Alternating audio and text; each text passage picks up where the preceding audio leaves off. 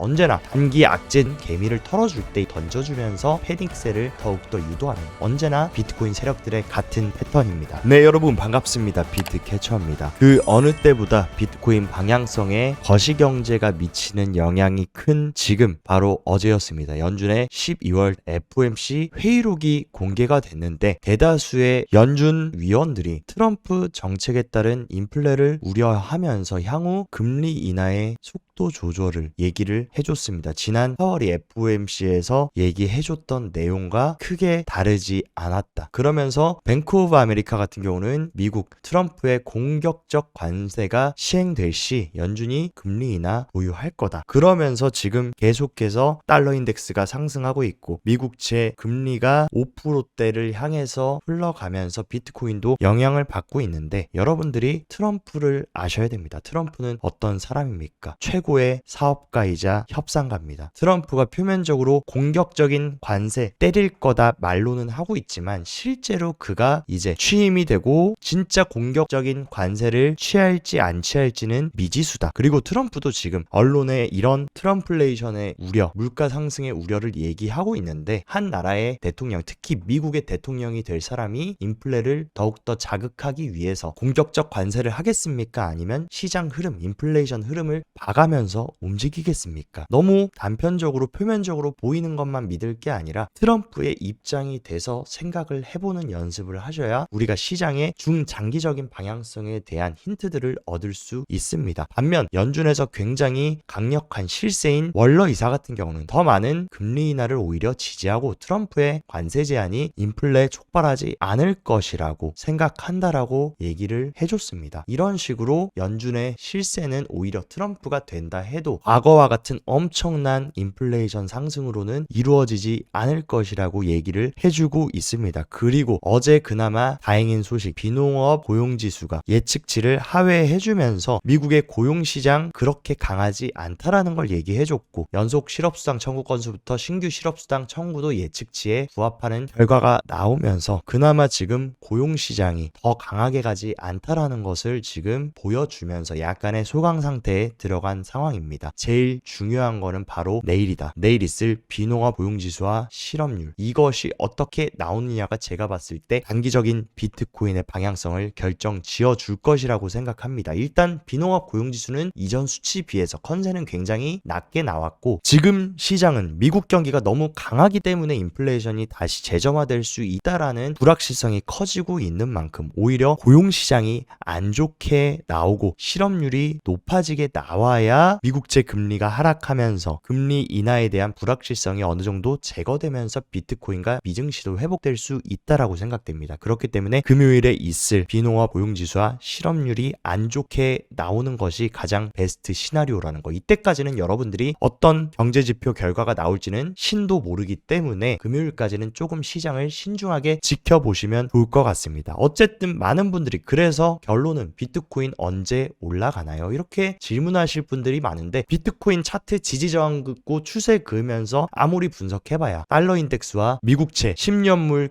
금리의 바로미터라고 불리는 10년물 국채의 흐름을 더욱더 유심히 지켜봐야 언제 비트코인과 미증시도 반등이 나올지 눈치챌 수 있을 겁니다. 지금은 어쨌든 간에 달러 인덱스도 계속해서 상방 추세를 이어주고 있고 10년물 국채 금리도 추세를 이어주고 있다. 확실하게 둘 다 추세를 꺾어줄 정도의 하락이 나와주는 것이 가장 베스트고 둘 중에 하나라도 달러 인덱스던 아니면 10년물 국채 금리던 한 개라도 고개를 내려준다라고 하면 그 시점이 비트코인도 다시금 회복할 수 있는 시기라고 생각됩니다. 어쨌든 지금은 달러가 계속해서 상승하고 미국채 10년물 금리도 계속 상승하고 있는 만큼 조금은 신중하게 지켜봐야 될 때는 맞다라고 생각됩니다. 그리고 크립토 개별 시장에 단기 불확실성이 하나 더 가중됐는데 미국 법무부가 다크웹인 실크로드에서 압수한 비트코인 65억 달러치를 매각을 허가했다라는 소식이 들리면서 시장이 또다시 조금의 단기적인 균열이 생기고 있습니다. 언제나 이런 단기 악재 뉴스는 어떨 때 나왔습니까? 비트코인이 상승 후에 조정을 받으면서 개미를 털어줄 때 악재 뉴스를 던져주면서 개미들의 패닉셀을 더욱더 유도하는 언제나 비트코인 세력들의 같은 패턴입니다. 근데 우리가 알아야 될 거, 비트코인을 6만 9천여 개가 시장에 던져진다라고 해도 과거와 같은 굉장히 큰 충격은 없을 것이 것이라고 보는 이유. 작년에만 시가총액 기준으로 3,790억 달러가 비트코인 시장에 들어왔습니다. 이는 하루로 계산을 하면 하루에 10억 달러에 해당하는 돈이다. 만약에 미국 정부가 65억 달러의 실크로드 압수 비트코인을 매도한다라고 해도 일주일 비트코인 현물 ETF만 유입이 들어온다라고 해도 충분히 회복할 수 있는 수치라는 것을 크립토컴트 CEO 주기영 대표가 얘기를 해줬고, 이런 정부 물량 같은 경우는 호가에 큰 영향을 주지 않습니다. 왜냐하면 이들은 우리 개인들처럼 거래소로 비트코인 보내서 비트코인 시장가 매도해서 호가를 낮추면서 하는 게 아니라 장외 시장에서 장외 거래를 통해서 OTC 시장에서 매도 거래가 되기 때문에 시장에 가격적으로 큰 영향을 줄 가능성은 크지 않다. 다만 개인들의 심리, 실크로드 물량이 시장에 출하된다, 이런 것들로 영향을 받을 수 있는 이슈이지 직접적으로 어마어마하게 큰 타격을 줄 이슈는 아니라고 생각됩니다. 그리고 어쨌든 간에 트럼프가 이제 취임이 되고 있고, 트럼프는 암호화폐 핵심 플레이어들과 굉장히 긴밀한 관계를 계속해서 맺고 회동을 하고 있습니다. 그리고 크립토와 친화적인 암호화폐 업계 대표들이 트럼프 당선인 팀한테 취임 후 100일 이내에 선거 공약 이행을 촉구하고 있다. 그리고 암호화폐 업계한테 어마어마한 후원금을 받았고, 그 힘으로 대통령이 된 트럼프가 이들의 제안을 거부하기는 쉽지 않을 것으로 보입니다. 셋 중에 하나만 돼도 대박이다. 미국의 비트코인 준비금 설립을 위한 행정명령 발동, 혹은 암호화폐 산업에 종사하는 기업의 은행 서비스 접근성 보장, 그리고 암호화폐 관련 자문위원회 구성. 이 셋 중 적어도 한 개는 트럼프가 취임하는 취임식에서 발표될 것으로 예상이 되고, 이 중 하나만 발표돼도 어마어마한 새로운 추세를 바꿔줄 수 있는 호재라고 생각됩니다.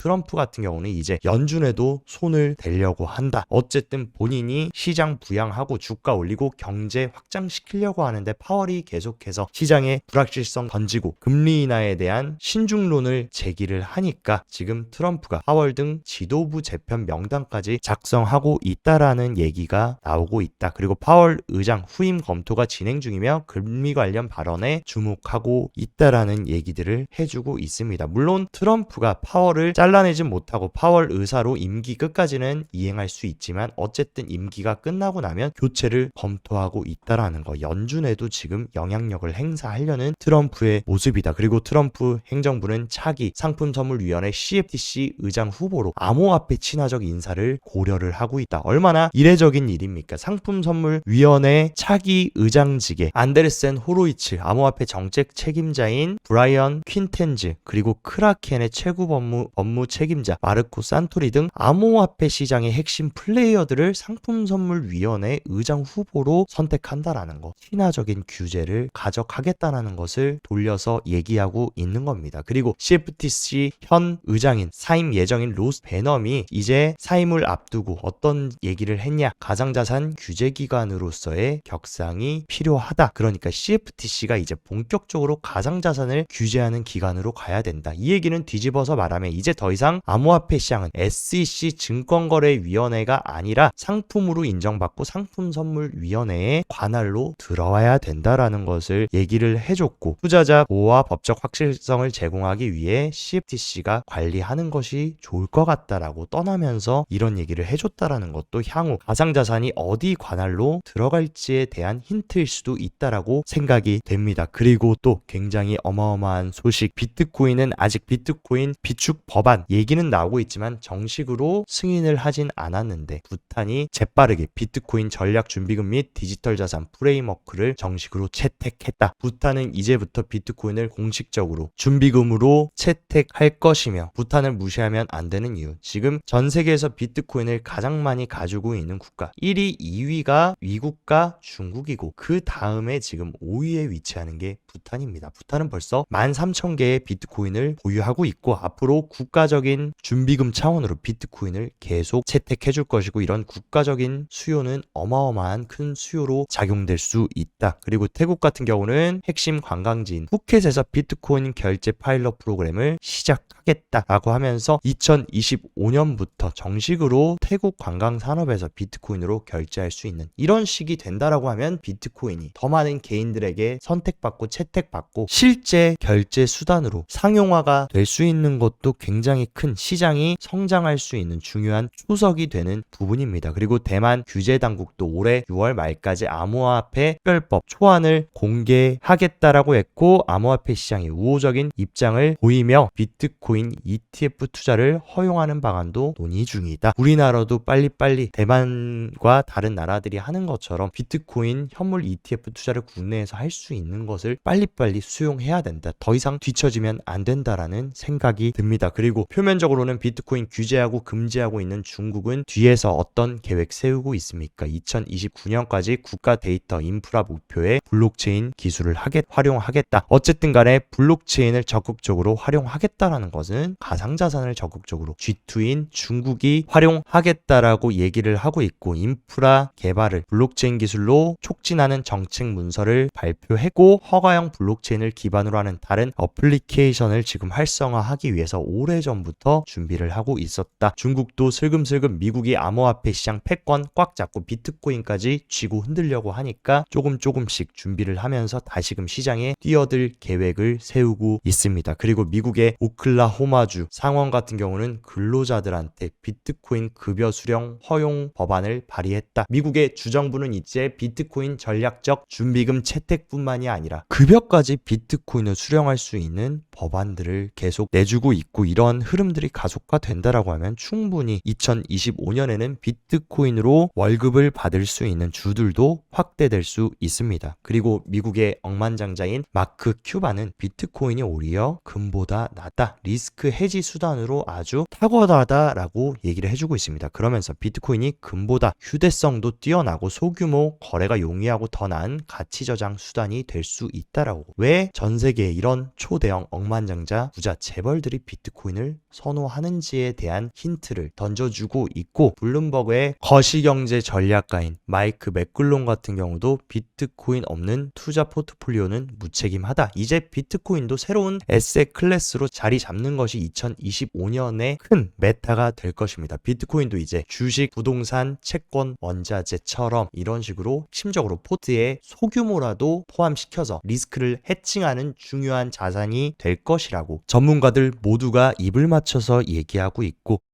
또 굉장히 큰 메가톤급 소식이 들렸는데, 미국 2위 은행인 뱅크 오브 아메리카는 벌써 리플 블록체인 네트워크를 내부 결제 시스템으로 사용하고 있다라고 밝혔다. 뱅크 오브 아메리카는 이미 리플과 굉장히 오래된 파트너십을 체결했습니다. 하지만 리플의 SEC 규제와 SEC 소송 때문에 눈치 보기를 하고 있었지만, 이제 게리 겐슬러 위원장이 해임이 되고 SEC의 힘이 빠진다 그러면 적극적으로 전통 금융기관 플레이어와 암호화폐 시장의 핵심 플레이어들이 파트너십을 맺으면서 이런 식으로 결제 시스템을 블록체인 네트워크로 활용하는 변화로 흘러갈 수 있고, 그 중에는 또 지금 굉장히 강력한 모습을 보이고 있는 리플이 채택될 가능성도 커지고 있습니다. 그리고 리플 현물 ETF가 2025년에 승인될 확률을 지금 최고의 베팅 플랫폼인 폴리마켓은 70%로 예측하고 있다. 폴리마켓 같은 경우는 이번 미국 대선 트럼프 승리 확률도 정확하게 맞추면서 굉장히 정확도가 높다라고 보고 있는데, 많은 사람들이 2025년에 리플 ETF가 출시될 확률 70%로 보고 있고, 또 출시될 확률이 큰 솔라나 ETF 또한 2025년에 74% 확률로 리플보다도 더 높게 출시될 확률이 크다라고 생각됩니다. 이렇게 솔라나나 리플, 메이저 알트코인까지 올해 승인이 되고 ETF로 출시된다라고 하면 더 많은 암호화폐 시장 투자자들이 생겨날 수 있고, 기관들 또한 이런 알트코인 ETF도 채택될 수 있는 중요한 지점이라는 거. 그리고 이런 것들이 채택되면 당연히 낙수 효과로서 주춤해 있던 알트코인 시장도 살아날 수 있는 중요한 트리거가 될 수 있다라는 것을 꼭 명심하시기 바랍니다. 그리고 몇 가지 온체인 데이터의 흐름을 일단 체크해보면, 최근 12월 시장이 상승할 때 전체 거래소에 스테이블 코인 유입이 굉장히 크게 들어오면서 유동성이 공급됐는데, 어쨌든 채권 금리 상승과 4월에 금리 인하 불확실성 스탠스로 인해서 다시금 거래소에 지금 스테이블 코인 공급이 많이 줄어든 상황이다. 그 얘기는 뒤집어서 말해서 크립토 개별 시장의 단기 유동성이 지금 메말라 있다라고 볼 수 있고, 어쨌든 간에 그러면 캐처님 조정을 더 받는다라고 했을 때 어디를 지지해줄 가능성이 클까요? 라고 물어보시다면 굉장히 강력한 지지 저항 역할을 했던 단기 홀더들의 지금 실현 가격이 6K입니다. 그리고 그거보다 조금 더 짧은 3개월 미만의 단기 홀더들의 실현 가격이 89K라는 거. 그러니까 적어도 89.7K가 1차 방어성이 될 가능성이 크고, 여기를 깨고 내려간다라고 해도 86K를 깨고 내려갈 확률은 굉장히 낮다라고 보고 있습니다. 그리고 어쨌든 저는 90K 구간을 지켜주는 것이 현재는 매우 중요하다라고 보고 있고, 그나마 다행인 사실은 비트코인이 이런 식으로 108K까지 어마어마한 상승을 하고 나서 1000개 이상의 비트코인을 보유 중인 고래들이 어마어마한 매도를 하면서 시장이 조정을 받았다. 근데 다시금 시장이 조금 고개를 들어주면서 1000개 이상의 비트코인을 가지고 있는 고래들이 지금 다시금 포지션을 늘리면서 저가 매집을 하고 있다라는 사실, 개미들 손에서 털려나간 비트코인이 고래들 손으로 다시 손바뀜 되고 있다라는 데이터도 확인되고 있고, 미국의 지금 비트코인 보유량 점유율이 미국 외 법인보다 65%나 높은 올타임 하이를 갱신하고 있다. 그만큼 지금 미국이 보유하고 있는 비트코인이 날이 갈수록 많아지고 있다. 미국은 지금 전 세계에 흩어져 있는 비트코인을 본인들이 흡수하면서 패권을 잡아가려는 계획을 세우고 있습니다. 결국에 비트코인이 시즌 종료되고 이대로 폭락하면 손해를 보는 건 누구냐? 미국이 가장 많은 비트코인을 보유하고 있기 때문에 미국의 손해입니다. 근데 미국은 어떤 나라입니까? 절대로 손해를 보려고 하지 않는 나라. 특히나 트럼프는 자국 우선주의를 강력하게 밀고 있는 대통령이기 때문에 미국이 가장 비트코인 많이 보유하고 있어? 그러면 비트코인 가장 많이 상승시켜서 미국 더 부유하게 가자. 이런 흐름으로 갈 수밖에 없다라는 그 본질을 보셨으면 좋겠고,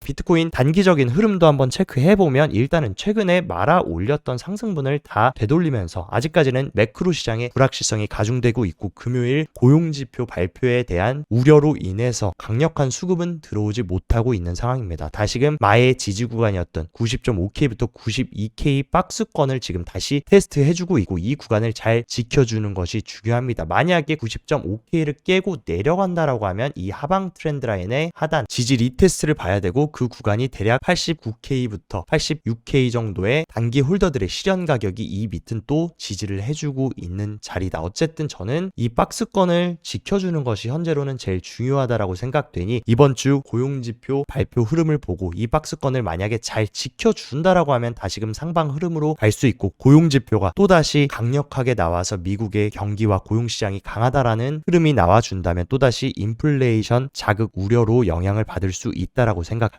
그러니까 이번 주 금요일 고용 데이터 잘 체크하셨으면 좋겠고, 어쨌든 간에 모든 분들이 지금 기다리는 거는 알트 시즌입니다. 알트코인의 전체 시총 차트라고 볼 수 있는 토탈 3 차트 같은 경우에 과거 21년 알트 불장 패턴과 지금 굉장히 비슷하게 흘러가고 있습니다. 알트 시총이 바닥을 찍고 나서 21년 사이클도 하락 채널을 그려주고 하락 채널 상단 돌파 후에 삼각 수렴을 만들어줬고, 이 수렴 상단을 돌파한 이후로 본격적인 알트 시즌이 왔다. 지금도 뭡니까? 하락 채널을 돌파해줬고 지금은 이 수렴을 만들어주고 있는 구간, 이 구간을 잘 극복해서 수렴 상단을 돌파하는 그 어느 시점, 1분기나 2분기 시점에 본격적인 21년과 같은 알트 시즌이 도래할 수 있다라고 패턴상 보여지기 때문에 알트 시즌에 대한 부분도 여러분들이 이번 사이클 절대로 놓치고 가시면 안 된다. 그리고 이번 약보합 횡보 조정 같은 경우는 이미 여러분들 많이 경험했습니다. 벌써 5번을 경험하고, 가장 고통스러웠을 때는 25주 동안 3월 달부터 10월간의 어마어마하게 길었던 이 하락장까지 우린 견디고 여기까지 왔습니다. 근데 고작 7주 힘들었다고 여러분들이 여기서 포기하고 털려 나가시면 안 된다. 돌이켜보면 지금의 약보합 횡보는 과거 조정장보다도 가장 짧은 조정 기간입니다. 물론 조정이 어디까지 더 장기화될지는 모르지만 이렇게 힘든 거 다 견뎌 오시고 지금 이 조금 힘든 거 못 버티셔서 털려 나가시면 후반전 진짜 랠리 사이클을 여러분들이 가져갈 수 없다라는 것을 아셔야 되고, 비트코인의 채택 속도는 과거의 인터넷이 채택됐던 속도만큼 지금 S커브를 그리려고 하고 있다. 본격적인 이 임계점을 넘어간다라고 하면 과거 인터넷이 채택됐던 것처럼 비트코인도 더 빠른 속도로 채택할 것이고, 그때는 여러분들이 100K 이하에 사고 싶어도 사지 못하는 꿈의 가격이 될 가능성이 클 수 있습니다. 그리고 많은 분들이 생각하는 상승장이 이렇게 탄탄대로로 천천히 우상향해서 갈 것으로 생각하지만 실제 상승장 끝까지 결승섬에 도달하기는 너무나 어렵습니다. 어렵습니다. 이런 폭풍부터 거미줄, 공룡, 대왕, 문어부터 폭발과 이런 천둥, 번개가 치고서야 비로소 여러분들이 원하는 부의 퀀텀 점프를 할 수 있다. 그래도 우리는 대략적으로 저는 이 정도 70% 구간까지는 힘든 거 다 겪어왔습니다. 이제 천둥, 번개가 치고 있는 이 시기를 잘 넘기고 악어 등에 올라타기만 하면 우리들이 원하는 최종 유포리아 구간, 극도의 탐욕 구간에 뒤늦게 비트코인 2억 5천 가서 살려고 들어오는 신규 투자자, 개인 투자자들한테 여러분들이 바닥에서 샀던 거 잘 넘겨주고 졸업하고 나오면 된다라는 사실 꼭 명심하셨으면 좋겠습니다. 오늘 영상도 시청 진심으로 감사드리고 영상 도움되셨다 하시면 좋아요, 구독 눌러주시고 더 자세한 투자 전략 궁금하다 하시면 영상 하단 고정 댓글에 제가 운영하는 크립토 시황방 활짝 열어놨으니까 이쪽에서 시황도 잘 체크하시면서 성공적인 크립토 투자 계속 이어가시길 바랍니다. 오늘도 시청 진심으로 감사드리고 여기까지 비트캐쳐였습니다.